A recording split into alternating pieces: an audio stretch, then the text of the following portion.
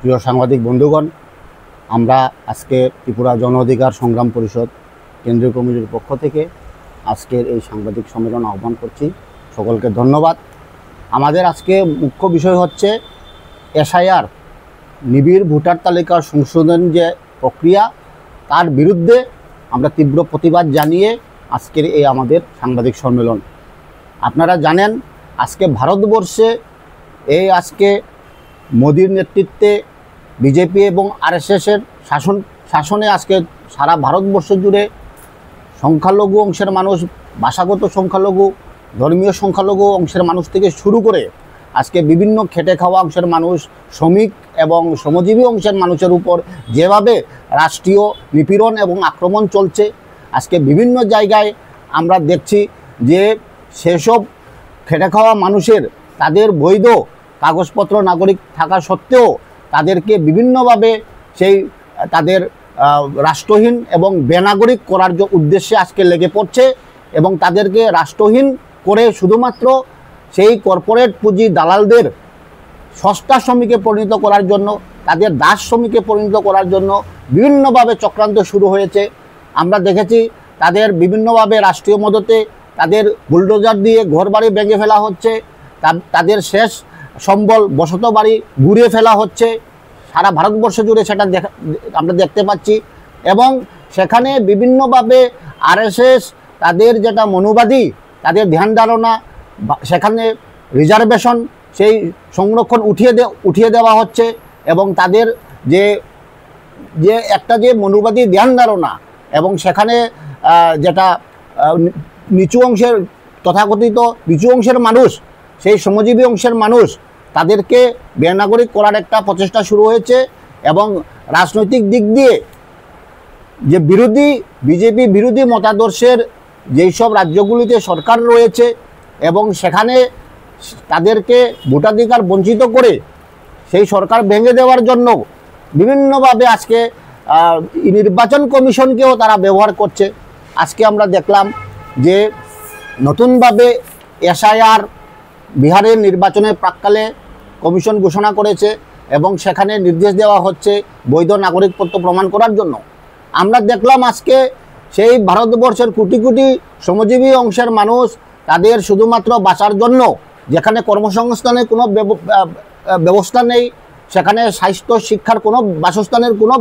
ব্যবস্থা করা হচ্ছে না, সেই ক্ষেত্রে শ্রমিকরা কিভাবে তাদের বাঁচা মরার জন্য রক্ত ঘাম একত্র করে তারা বিভিন্নভাবে এক রাজ্য থেকে অন্য রাজ্যে পরিযায়ী শ্রমিকে তারা বিভিন্নভাবে বাঁচা মরার কাজ চলছে সেখানে। সেই সব মানুষের কাছে যদি আমরা বলি যে আপনারা এই নির্দিষ্ট সময়ের মধ্যে আপনাদের জন্মের শংসাপত্র, বাপদাদার দলিল সেটা দেখাতে হবে, সেটা কিভাবে সম্ভব? সেটা একমাত্র করা হচ্ছে তাদেরকে রাষ্ট্রহীন করে সস্তা শ্রমিকে পরিণত করার জন্য। এবং আজকে আদানি আম্বানির মতো কর্পোরেট পুঁজিপতিরা আজকে ভারতবর্ষের বিভিন্ন জায়গায়, বিশেষ করে জনজাতি অংশের আদিবাসী অংশ যে রাজ্যগুলিতে, সেখানে প্রাকৃতিক সম্পদ লুট করার জন্য বিভিন্ন প্রজেক্ট তারা বাস্তবায়ন করতে শুরু করেছে এবং সেখানে অবিচারে নির্বিচারে রাষ্ট্রীয় মদতে দমনপীড়ন করে তাদেরকে উচ্ছেদ করা হচ্ছে এবং সেখানে যদি তাদের যেই নির্দিষ্ট করা বৈধ যেটা কাগজপত্র দেখাতে না পারলে তাদেরকে সেই মুচলেকা, সেই কম্পেনসেশন থেকে তারা বঞ্চিত হবে, তারও একটা এখানে ষড়যন্ত্র শুরু করা হচ্ছে। তাই আমরা আজকে যে বিহারের নির্বাচনের প্রাক্কালে যেটা এসআইআর যে ভোটার তালিকা নিবিড় সংশোধনের যেটা ঘোষণা করা হয়েছে, সেখানে আমরা দেখলাম প্রায় 65 লক্ষ বৈধ ভোটার অলরেডি সেখান থেকে বাদ পড়ে গেছেন এবং সেখানে ধারণা করা হচ্ছে যে এখানে দলিতদের অংশ, বিশেষ করে দলিত অংশের মানুষ 71% মানুষ এই ভোটাধিকার থেকে বাদ যাবে এবং সেখানে এছাড়াও যে ধর্মীয় সংখ্যালঘু মুসলমান অংশের মানুষ, আদিবাসী অংশের মানুষ সেই ভোটার তালিকা থেকে, বৈধ ভোটার তালিকা থেকে বাদ হতে চলেছে। এবং নির্বাচন কমিশনের তথ্য অনুসারে শুধু বিহার নয়, অন্যান্য রাজ্যগুলিতে বিশেষ করে পশ্চিমবঙ্গ এবং ত্রিপুরাতেও আজকে এই এসআইআর প্রয়োগ হতে চলেছে। যদি আমরা অন্যান্য রাজ্যের কথা বাদই দিন, যদি আমাদের ত্রিপুরা রাজ্যে যদি এসআইআর প্রয়োগ হয় তাহলে সবচেয়ে বড় ক্ষতি হবে ত্রিপুরা জনজাতি অংশের মানুষ, তারপর হবে ওবিসি এবং সংখ্যালঘু অংশের মানুষ। আজকে ত্রিপুরার যে বিশেষ করে জনজাতি অংশের মানুষ, তারা দীর্ঘ বছর রাজার আমল থেকে সেখানে বসবাস করছে, অথচ তাদের জমির পাট্টা নেই। শুধুমাত্র 2006 বন আইন মোতাবেক যে আন্দোলন শুরু হলো, তার প্রতি কিছু মানুষ সেখানে 25খানি জমির পাট্টা পেয়েছেন এবং তাদের কোনো কাগজপত্র নেই, সেটা করা হচ্ছে না রাষ্ট্রীয়ভাবে। এই ক্ষেত্রে যদি এসআইআর প্রয়োগ হয় তাহলে সবচেয়ে বেশি ক্ষতিগ্রস্ত হবে ত্রিপুরার জনজাতি অংশের মানুষ। তাই আমরা এই যে একটা চক্রান্ত, সারা ভারতবর্ষ জুড়ে যে চক্রান্ত, এই যে সরকারের যে আজকে বিজেপি এই ডাবল ইঞ্জিন সরকারের যেটা ব্যর্থতা, সেই ব্যর্থতাকে আড়াল করার জন্য এবং একদিকে তারা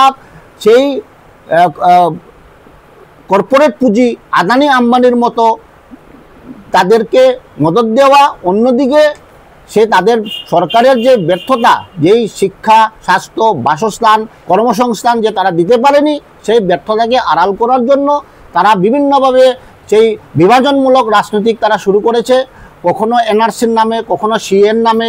কখনো বৈধ নাগরিকত্বের নামে,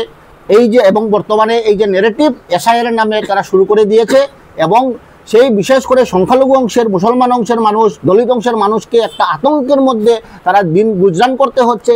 এবং এই যে তাদের যে বিভাজনের যে রাজনীতি, তার বিরুদ্ধে আমরা ঐক্যবদ্ধভাবে লড়াই করার জন্য আমরা ত্রিপুরা জন অধিকার সংগ্রাম পরিষদ থেকে আমরা আহ্বান জানাচ্ছি। এবং এই যে অগণতান্ত্রিক, এই যে অসাংবিধানিক যেটা এসআইআর, সেই এসআইআর তার তীব্র আমরা নিন্দা জানাচ্ছি এবং সমস্ত রাজনৈতিক দলের ঊর্ধ্বে উঠে সমস্ত সংগঠন, গণতান্ত্রিক অংশের মানুষ সকলকে আমরা আহ্বান জানাচ্ছি আমরা এই এসআইআরের বিরুদ্ধে জোরদার আন্দোলন করার জন্য। পাশাপাশি কেন্দ্র এবং রাজ্য সরকারের যে জনবিরোধী নীতিগুলো, সেটাকে আমরা তীব্রভাবে আমরা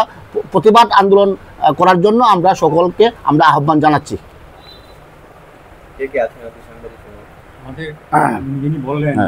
আমাদের